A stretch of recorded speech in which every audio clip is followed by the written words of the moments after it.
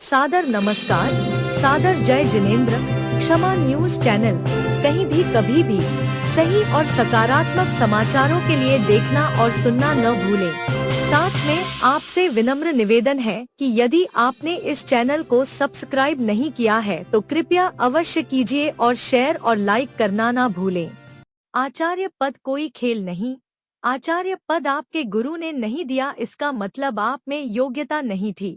आगम में समाज की भीड़ को आचार्य पद देने की अनुमति नहीं है। फिर तो समाज किसी को मुनि दीक्षा भी देने लगेगी थी। किसी भी समाज को ऐसी गलती नहीं करना चाहिए।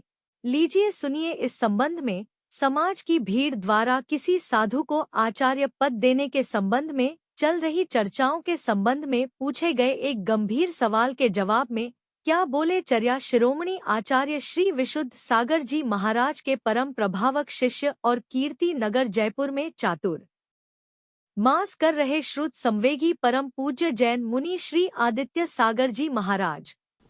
गुरुजी, मतलब वैसे तो मेरा इसमें कोई इंटरेस्ट नहीं है, लेकिन थोड़ा कन्फ्यूज़न सा है इसलिए पूछ रहा हूँ।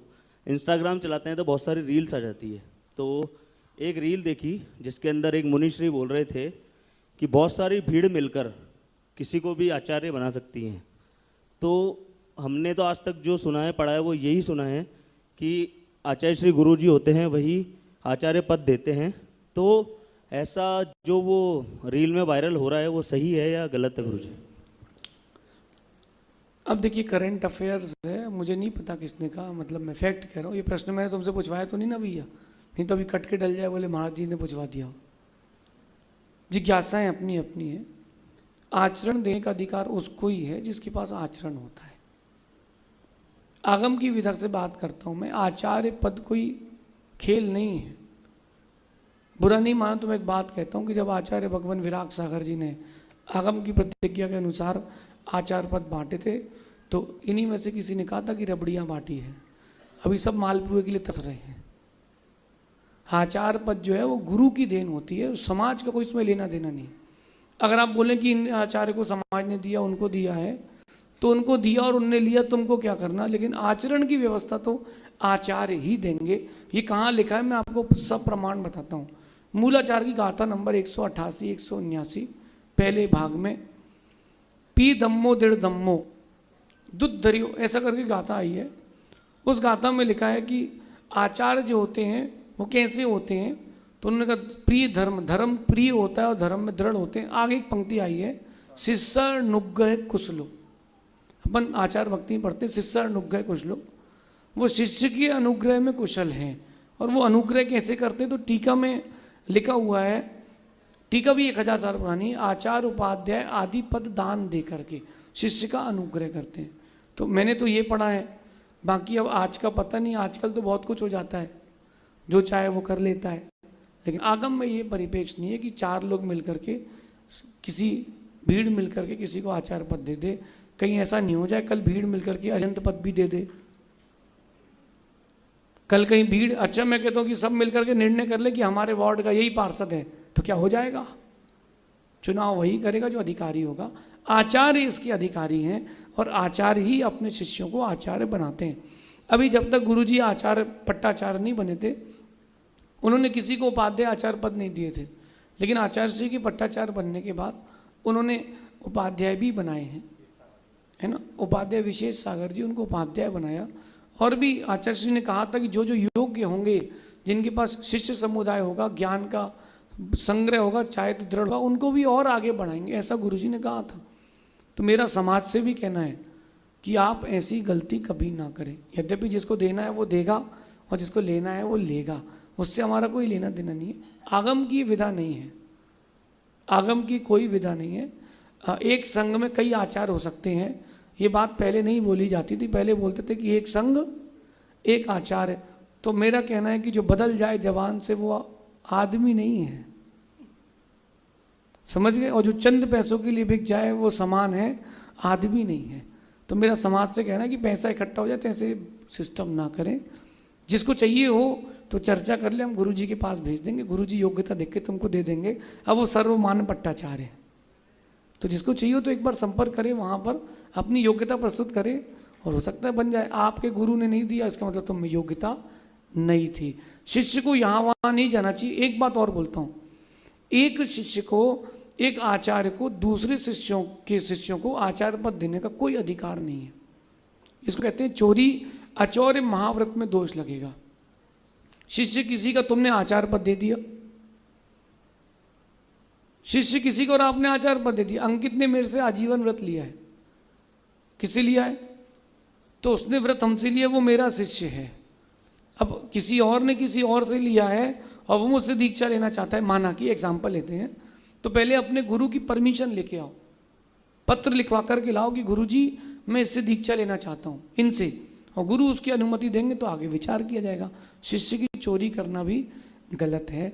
देखिए बहुत सिंपल सी बात है, जिसके पास जो होता है वो देता है। गणित का शिक्षक गणित का ज्ञान देता है, विज्ञान का शिक्षक विज्ञान का ज्ञान देते हैं, तो जिनके पास आचरण होता है वो आचरण देते हैं। अब मेरे को बताओ, अगर आचार पद कोई समाज देगी तो संस्कार कौन करेगा? जो बोल ही लेगा कि पंडित जी?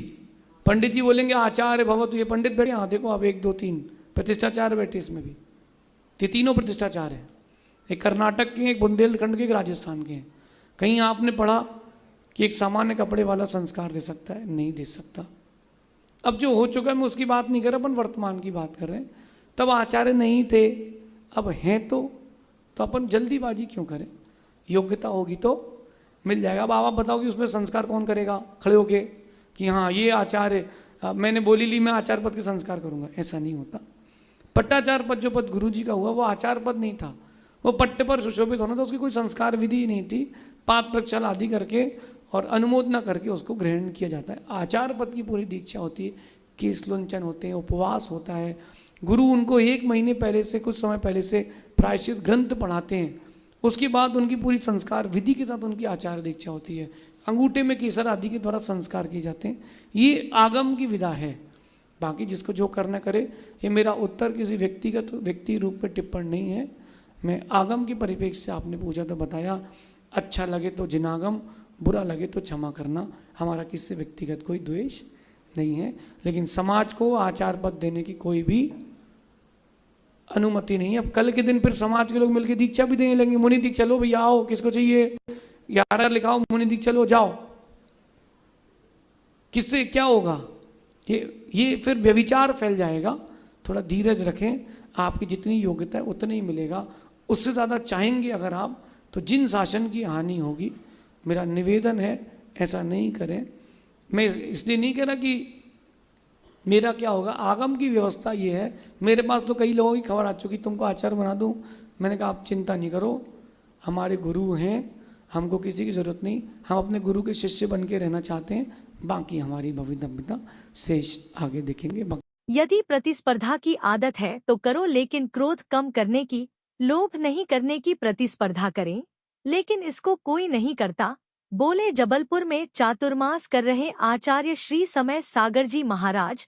लीजिए सुनिए। यदि प्रतिस्पर्धा करना चाहो, क्योंकि प्रतिस्पर्धा की आदत है, मान लो कर लो, कोई बात नहीं।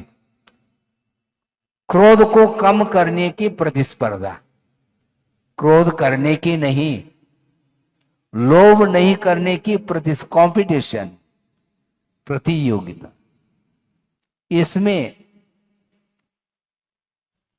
इसमें कोई नहीं करता। जो जितना लोभ कम करेगा, बल्कि लोभ नहीं करने का भाव रखेगा, तो आसानी से उसका विकास होगा और कोई तनाव नहीं आएगा। क्योंकि मुझे चाहिए नहीं, एक धारणा बना ली उसने, सर्कल बन गया, मुझे आवश्यकता नहीं, खत्म। और नहीं मिलने पर उसको कोई भी गम नहीं, कम भी हो जाए तो कोई गम नहीं उसको। किंतु बार बार जो पर वस्तु के प्रति अटैचमेंट रखता है, अपेक्षा रखता है, और अपेक्षा की पूर्ति हो तो गई, किंतु समय पर यदि नहीं होती है तो वह ठुकरा देता है। बच्चों को देख लो, जब बच्चा रोता है उस समय यदि नहीं देते हैं, फिर बाद में बुला करके देते हैं तो लात मारता है, मुझे नहीं चाहिए। हाँ, जिस समय मुझे चाहिए थी उस समय तुमने दिया नहीं, बिस्किट नहीं दिया किंतु ये बिस्किट दे दिया है? पिटाई हो गई। अब मिठाई मुझे पसंद नहीं। पिटाई तुमने क्यों की मुझे बताओ आप। पिटाई करने के उपरांत मिठाई खाने की अपेक्षा मुझे मिठाई चाहिए नहीं, क्योंकि पिटाई से हमें बचना है। संसार में संसारी प्राणी कर्म के थपेड़े खाता आया है, इसलिए कम से कम अब तो जागृत हो जाओ, समय हो रहा है। इसलिए सारा सारा पूरा पूरा विश्व जो भी दिखाई पड़ रहा है वह सब नश्वर है, क्षणिक है। इस प्रकार यदि चिंतन करेंगे तो अनित्य भावना के माध्यम से आश्रव रुकने वाला है, अन्यथा नहीं।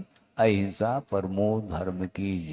क्षमा न्यूज चैनल देखने के लिए आपको बहुत बहुत धन्यवाद। सादर प्रणाम। सादर जय जिनेंद्र।